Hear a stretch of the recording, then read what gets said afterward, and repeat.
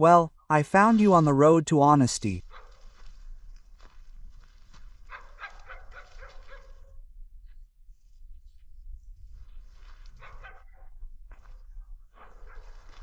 We are in step with the book of Revelation, and I want to continue our journey in step with the book of Revelation with the chronology of the book of Revelation, because we need to lay a foundation.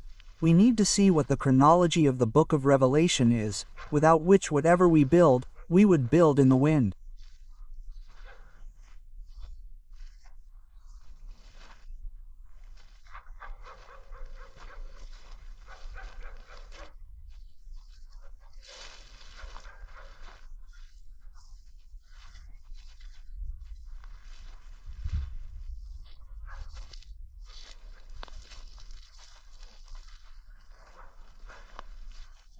What is proposed by the majority is a chronology from chapter 1 to chapter 22. The events follow each other chronologically, starting with chapter 1 and culminating with chapter 22. Today I want to bring 7 arguments, at least, that will dismantle this proposal, this theory, and that will support another approach, another chronology, so that later we can get a grip on the book of Revelation and we can build on a chronology that I, with the arguments that I understand from Scripture, considered honest as God's intention to reveal the events to us in this chronological structure.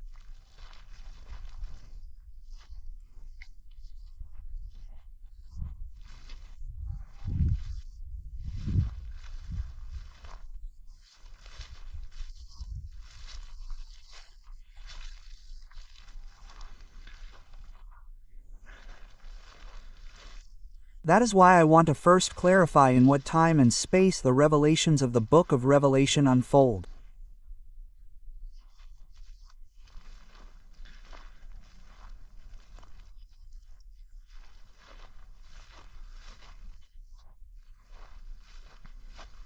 From chapter 4, Revelation is revealed to John in a space and in a timeless time, outside of time and outside of space.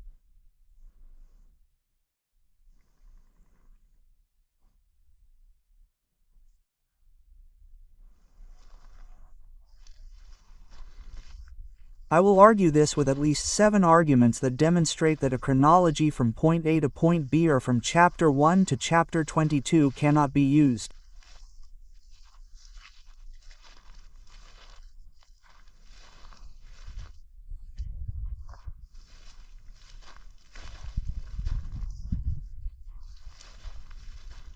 When he tells John Sue is here, he enters a space in which events are narrated in a timeless way and in an ethereal space.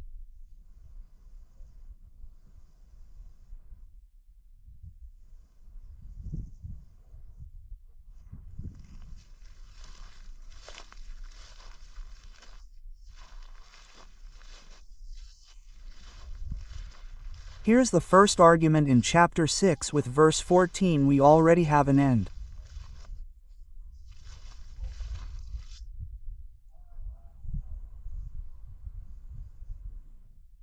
I will demonstrate to you honestly with the text. If it stands, we move on. If it does not stand, warn me and we will see what we can change. But my proposal is the following. Revelation has several ending points. What is the ending? And here is the first argument. Revelation chapter 6 with verse 14. The account says that the sky was rolled up like a scroll.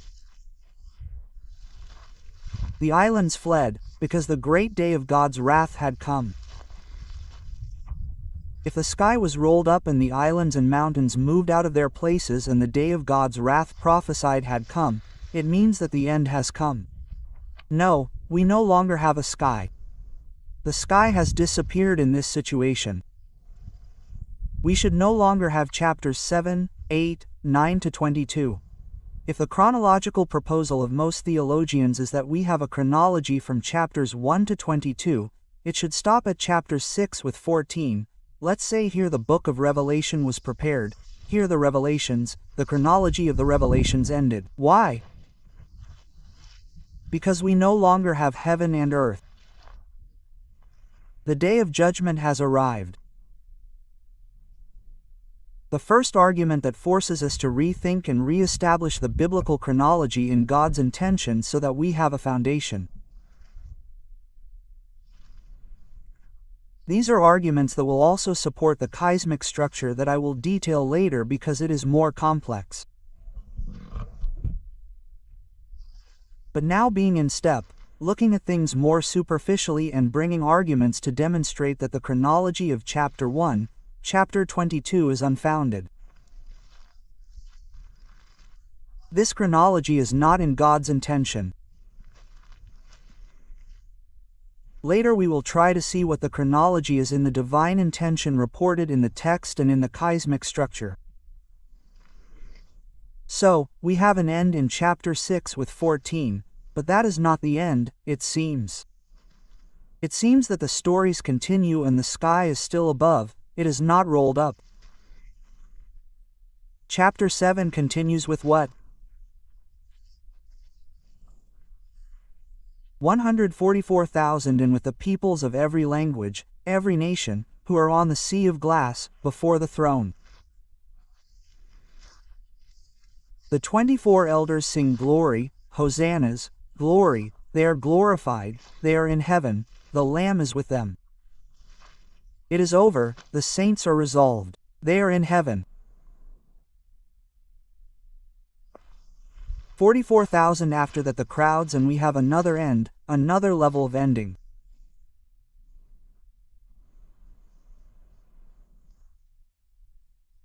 If the chronology is from chapter 1 to chapter 22, in Revelation chapter 7, we should stop because we no longer have saints on earth.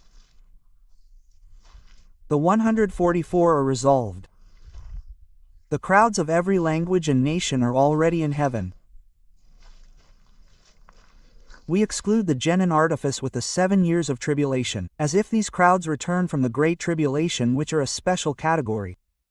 We dismantled last time when he demonstrated that the 7 years of tribulation are an embarrassing theological fraud and argued how a day equals a year in the 70th week of Daniel was agreed upon, until in Revelation, when it speaks of 1260 days, it is no longer a day equals a year, but a day equals a day, a cheap artifice. But we clarified this last time.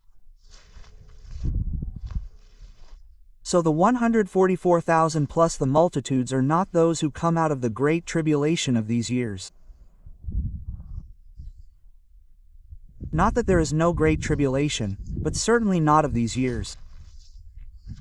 We will see later what the chronological boundaries of this great tribulation are. So, the end of chapter 7 is not the end. If there were chronology, chapter 1, 22, everything should stop there.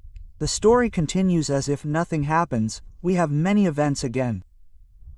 Saints are on earth, the fight continues and so on.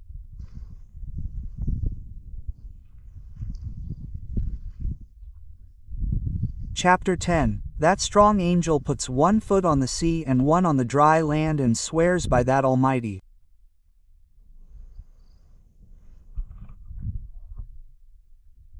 For in the day when the seventh angel will sound his trumpet, the mystery of God will be finished and there will be no more delay. He swears after the seventh angel sounds, no delay. The mysteries of God will be finished and he has prepared the great work, the great project, the great mystery, the great service.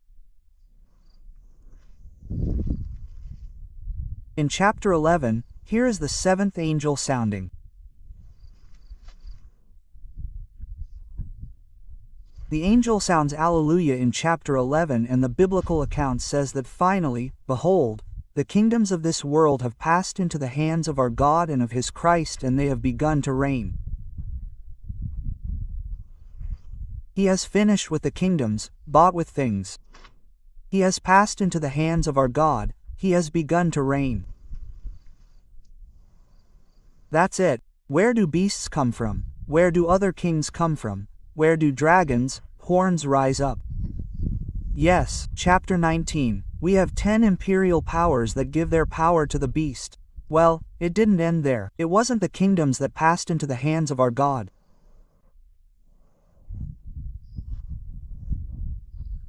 Here's the third argument, because in chapter 11 we have a declared end that doesn't fit into the chronology of chapter 1, chapter 22 on the time segment of history.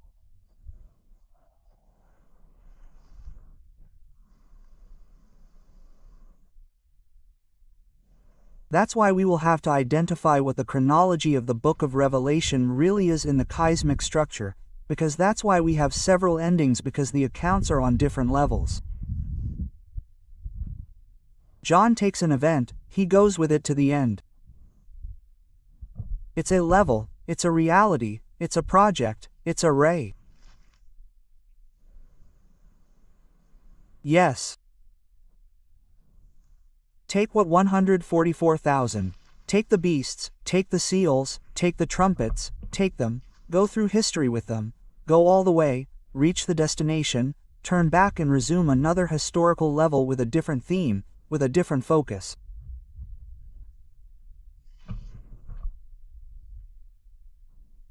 So, in fact, it is a problem of focus first of all, and the events that John goes through history towards the end of history always reach ends. In the end, John, what is the end? Well, they intersect on the way with the previously stated elements, and different apropos are said.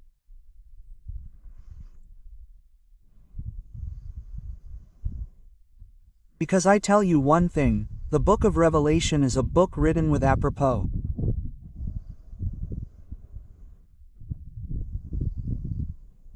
There are a lot of apropos in the book of Revelation. That is why only family members, only friends, only those close to the Spirit of God will understand the apropos. For example, in Revelation chapter 11 it says, I will give the 2 witnesses to prophesy in sackcloth 60 days.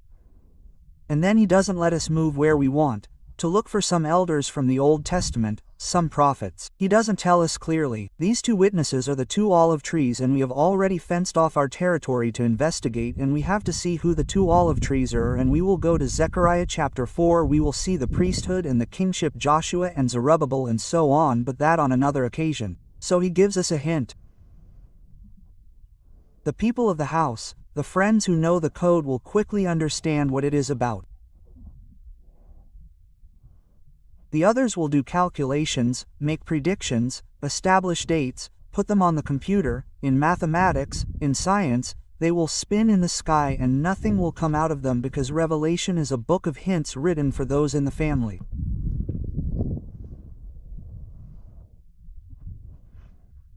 Moreover, Revelation is a book that does not allow you to look into it and make predictions in any way.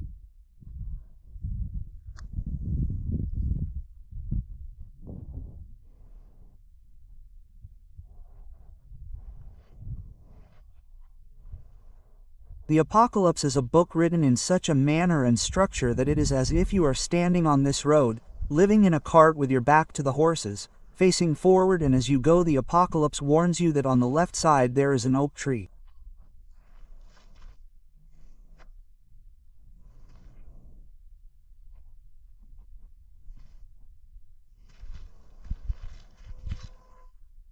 The Apocalypse warns you that on the right side there is another oak tree and another form of relief and another story and another matter.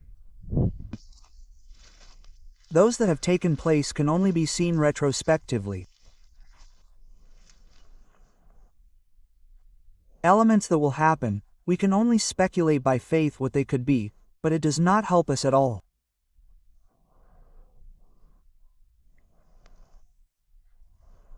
Instead, it helps us see the atmosphere of the period in which we are, whether it is plain or mountain, whether it is the time of the beasts or the beast, or we will talk at the right time about what it is about.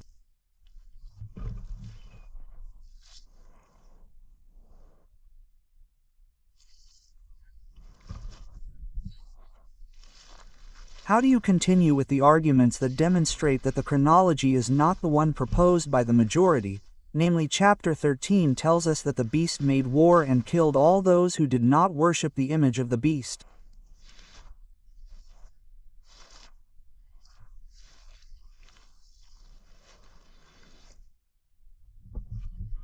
Well, if they killed everyone who did not worship icons, beasts, it means that all the saints are included there, all the believers, the whole church maybe, or the whole group, if you really want to say, which is in segments, in the order of its dispute, all kinds of artifices. Let's suppose this. All those who do not worship icons, beasts are killed. So we no longer have saints. Without saints, when the full number of the nations enters, history stops. No, here the saints are killed and we have an end, but chapter 13 is not the last. History continues, the stories continue. It means that we have a different chronology. Chapter 14 towards the end. Put in the sickle and gather the grapes of the vine of the earth, for they are ripe and the time has come for them to be harvested. Put in the sickle, put them in the winepress of wrath, trample them underfoot.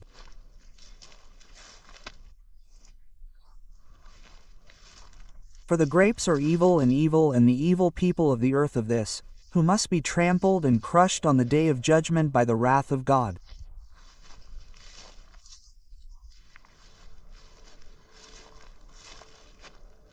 But the 14th is not the last. It is until the 22nd.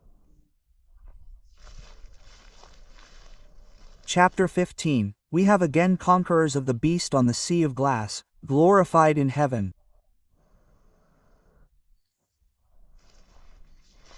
But the 15th is not the end.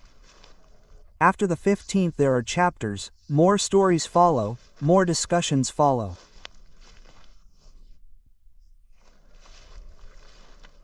16th chapter 16 declares itself this time bluntly. It is finished. God declares, it is finished and closes the file and is done with this world. Well, it seems like I said it once in 11, right? When the seventh angel sounded and God swore that then the mystery of God would be finished, it would end, it was finished, it was finished. Here's how we will see, because those endings and endings are actually concurrent and parallel in a chiasmic structure. And in 16 we have an end and it is finished. The plagues are finished, it is finished, but it is not finished, because in 19 it says that God calls the birds of the air to a very great feast to eat the flesh of the kings and the last existing slaughter. So it was not the last or it was not the end of the chronology finished by chapter 16, because in 19 we have again kings, people, fighting who are called to the great feast of the final slaughter.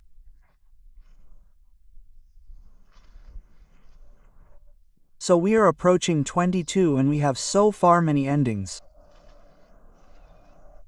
These must be put in the structure in which God intended.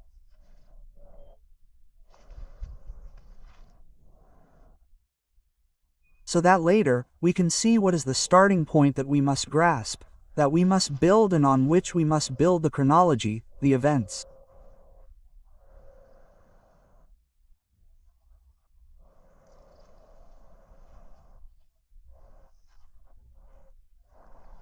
Because John in chapter 4 enters the atemporal and entering the atemporal, the elements there can be placed in any structure and in any chronology.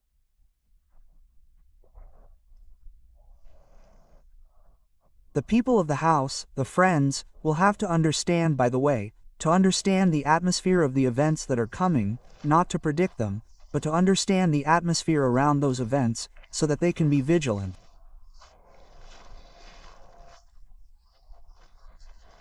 And after the events pass, they look back and clearly identify the landform that was prophesied, the event, the man, the beast, any element, and their faith is increased and they see that God is in control of history and that history has a well-established course and it is not chaos and it is not nothing random.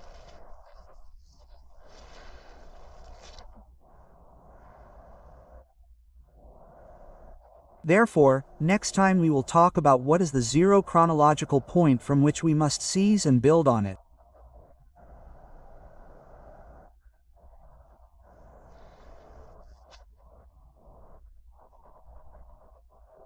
And we will discuss Revelation, chapter 12, as the cosmic center of the book of Revelation, which is the macro concentration of God's plan from eternity past to eternity future.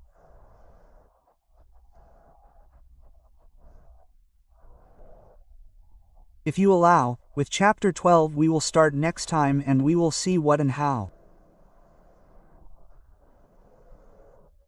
And we will lay the foundations of the chronology that I thought it was honest to establish.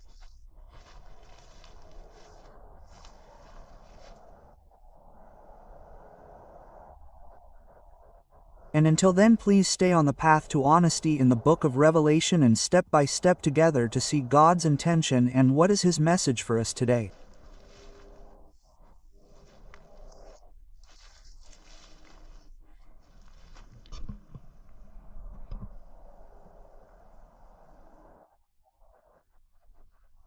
Even if we were to walk backwards, with the book of Revelation, if we look around us, we would notice that it is evening and sunset is coming.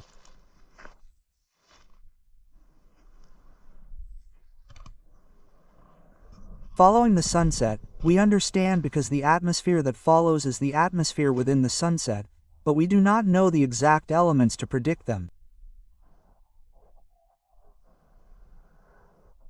That is why the book of Revelation is very beautiful, because we as the family see the atmosphere as the sunset.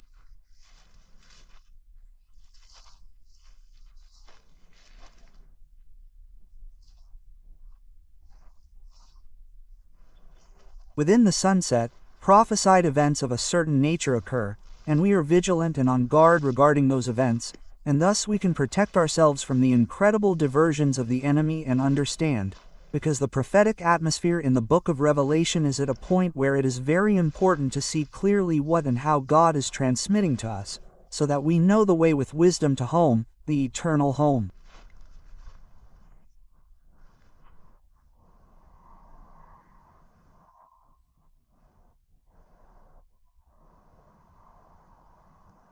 Stay on the path to honesty,